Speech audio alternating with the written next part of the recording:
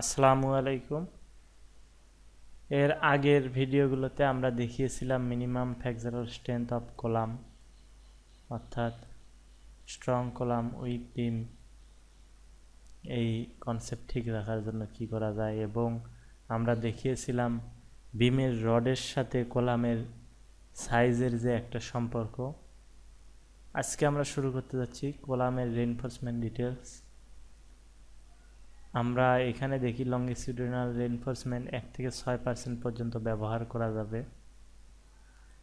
আর এইখানে আমাদের টাই বা স্টিরাপ, কলামের গুলোকে আসলে টাই বলা হয়, এটার কিছু গাইডলাইন দেওয়া আছে যে এই রড থেকে এই রড যদি 6 ইঞ্চি অতিক্রম করে তাহলে আরেকটা হুক দিতে হবে।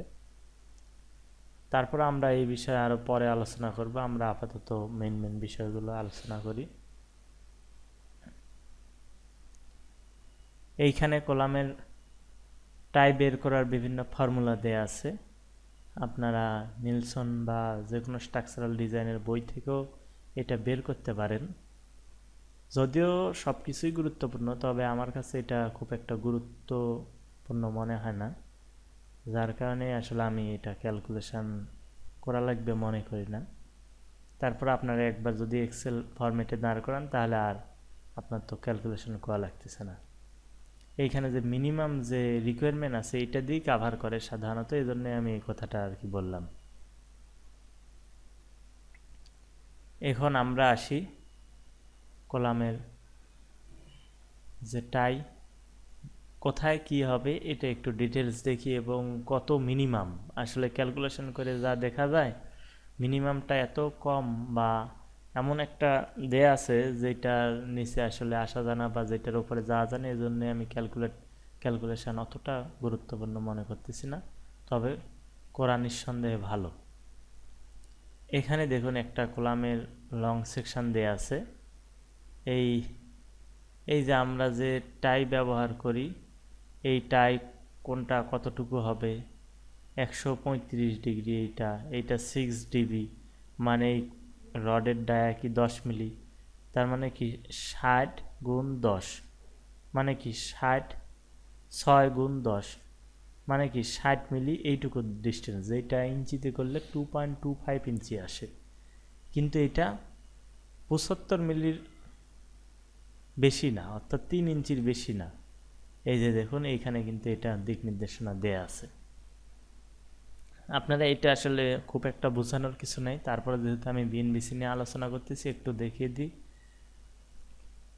এইখানে 3টা জোনে ভাগ করা হয়েছে, এল নট আর মধ্যে আমরা এল বলতে পারি, বা এখানে যেহেতু কিছুই বলা নেই আমরা কিছুই বলতেছি না। এটা কি কলাম ক্লিয়ার হাইট। এল নটটা কি? এল নট হচ্ছে larger of C1 or C2, মানে আপনার কলাম সাইজের এই C1 C2 এর মধ্যে মনে করেন 12/22 আছে, তাহলে এইখানে কি 22 ইঞ্চি পর্যন্ত ঘন ঘন রড হবে। আর 1/6 ক্লিয়ার কলাম হাইট, এইদিকে কিন্তু ডিটেলস আলোচনা আছে, আমি কিন্তু সরাসরি ফিগার থেকে দেখাচ্ছি, কারণ ফিগার দেখলে অনেক কিছুই বোঝাতে সহজ হয় বা বুঝতে সহজ হয়। 1/6 ক্লিয়ার হাইট, মানে আমাদের ক্লিয়ার হাইট যদি থাকে 8.5 ফিট, সেটা 1/6 দিয়ে গুণ দিলে আমাদের আসে কত, 17 ইঞ্চি। এবং তৃতীয় যে ফর্মুলা সেটা কি বলতেছে, 450 মিলি, অর্থাৎ 18 ইঞ্চি। তাহলে এই তিনটার থেকে যেটা বড় আমরা সেটা দেব, মানে আমাদের মনে রাখতে হবে যে মিনিমাম 18 ইঞ্চি, 1/6 ক্লিয়ার হাইট, এবং কলাম সাইজের যেটা সবচেয়ে বড়। এবং এই এল নট বরাবর যে স্টিল, তার স্পেসিং কিন্তু এস নট দ্বারা আমরা চিহ্নিত করতেছি, এবং এর ভেতরে যেটুকু ফাঁকা ফাঁকা হবে সেটা কি আমরা এস দ্বারা চিহ্নিত করতেছি। এখন এস নটটা কি? এস নট আসলে এইখানে দেয়া আছে 1/4 the minimum dimension of column, মানে কলামের ডাইমেনশন এদিক যদি 12 হয়, এদিক যদি 20 হয়, তাহলে মিনিমাম ডাইমেনশন কত, 12, 12/4 মানে কি 3 ইঞ্চি পর পর। দ্বিতীয় ফর্মুলা কি, 6 গুণ স্মলেস্ট লঙ্গিটিউডিনাল বার ডায়ামিটার, মানে 6 গুণ সাধারণত 16 মিলি থাকে, তাহলে কত হচ্ছে 6 গুণ 16 যদি দিই তাহলে এটা মনে হয় 5 ইঞ্চির মতো আসার কথা। আর এইখানে কি তৃতীয় ফর্মুলা বলতেছে 100 মিলির কম না, মানে 4 ইঞ্চির বেশি না, 100 মিলি অর্থাৎ 4 ইঞ্চির বেশি না। তৃতীয় ফর্মুলা কি বলতেছে, 100 মিলির কম না, এবং মধ্যে একটা ফর্মুলা দিয়ে রাখছে এবং বলতেছে 150 মিলির বেশি না, অর্থাৎ 6 ইঞ্চির বেশি না। তাহলে এই ফর্মুলাটা কি, এই ফর্মুলা আসলে দেখারও খুব একটা গুরুত্ব বহন করে না, তারপরও দেখি। এস নট ইকুয়াল 100 যোগ 350 বিয়োগ h(x/3)।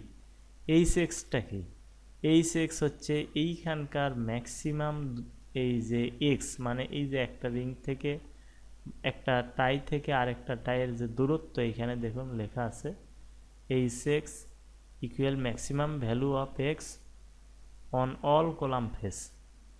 তাহলে এইটা দ্বারা কি আপনি বুঝতেছেন যে h(x)টা কি। এইভাবে খুঁজে বের করা খুবই কঠিন, তবে আসলে এক্সেলে বা আপনি যদি সফটওয়্যার তৈরি করেন তাহলে এটা বের করা খুবই সম্ভব, খুব শর্টকাটে হবে। তাহলে আর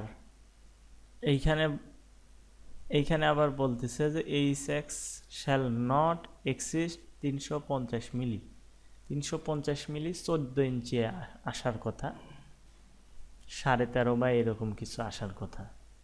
তাহলে আমরা এর আগে আমি বলছিলাম যে একটু আমরা পরে আলোচনা করব, এইখানে একটা দেয়া আছে যে এইখানে যে রড একটার থেকে আরেকটার দূরত্ব, যদি ক্লিয়ার দূরত্ব অবশ্য, আরসিসি অনেক বইয়েতে খুব স্পষ্ট করে দেয়া আছে, ক্লিয়ার দূরত্ব যদি 6 ইঞ্চি ওভার করে তাহলে আবার আরেকটা এরকম টাই দিতে হবে, এবং যদি 6 ইঞ্চি দূরত্ব নাও অতিক্রম করে, দেখা গেছে 4 ইঞ্চি 5 ইঞ্চি দূরত্ব অতিক্রম করতেছে, আপনি দিতে পারেন, ভালো, সমস্যা নাই।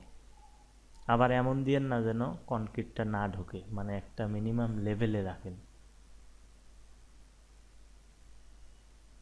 আর এইখানে বুঝতেছি যে আমার রড অনেক কিন্তু আছে, কিন্তু আমাদের অন্তত 14 ইঞ্চি, আমি 14 ইঞ্চি বলবো না, আমি 13 ইঞ্চি বলবো, আমি রাউন্ড ডাউনে নিচ্ছি। তাহলে 13 ইঞ্চি পর পর কি আমরা অন্তত রড দিব, এই এক্সট্রা একটা টাই।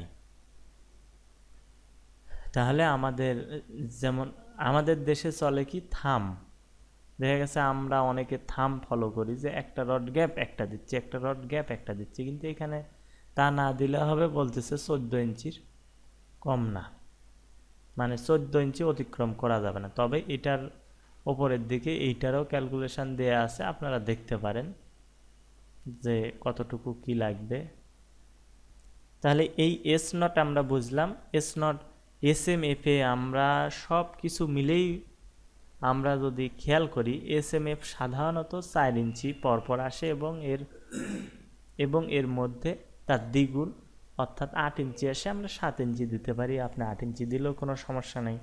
আমি যেটা বলবো এটাই ঠিক, তার তো কোনো মানে নেই, আপনারা যেটা বুঝেন সেটাই দিবেন।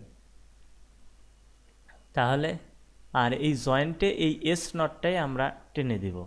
এইখানেও অনেক কথা আছে, আসলে আলোচনা করলে তেমন কিছুই নাই, আমরা এই যে এস নট যে আছে এইটাই আমরা টেনে দিব। আর বিমে জয়েন্টের মধ্যে রড থাকবে না, শুধু বিম যদি কলামের চেয়ে উইথ বেশি হয় তখন সেটা থাকবে, যদিও এর আগে আমরা দেখিয়েছি। আর যেখানে ল্যাপিং হবে সেই ল্যাপিংয়ের জায়গায় এইখানে আমাদের কি করতে হবে,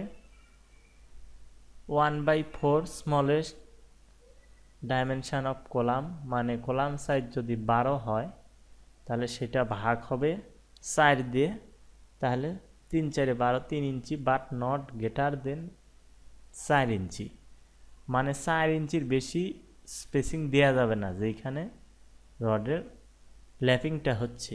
এবং ক্লাস এ বলতেছে কি যে 50% রড একটা কলামের মধ্যে ল্যাপিংটা হবে, এবং যদি রড থাকে 8টা সর্বোচ্চ 4টা এক জায়গায় আপনি ল্যাপিং দিতে পারবেন। এইটাকে কি ক্লাস এ বলা হচ্ছে। ক্লাস বি কি এর বিপরীতটা। তারপর আমরা ক্লাস এ, ক্লাস বি এবং ল্যাপিং লেন্থ এ সম্পর্কে আমরা আলোচনা করব এর পরের কোনো একটা ভিডিওতে। আর এইখানে ওয়েল্ডিং সম্পর্কে বলা হচ্ছে, যদিও আমরা ওয়েল্ডিংটা অ্যাভয়েড করি, ওয়েল্ডিং করি না, ফাউন্ডেশনে হয়তো কিছু করি কিন্তু ওপরের দিকে করি না, তাই এটা আমাদের লাগতেছে না। তাহলে কলামের রেইনফোর্সমেন্ট ডিটেলস এ পর্যন্তই। আর তাহলে আজকের আলোচনা এ পর্যন্তই। Thank you.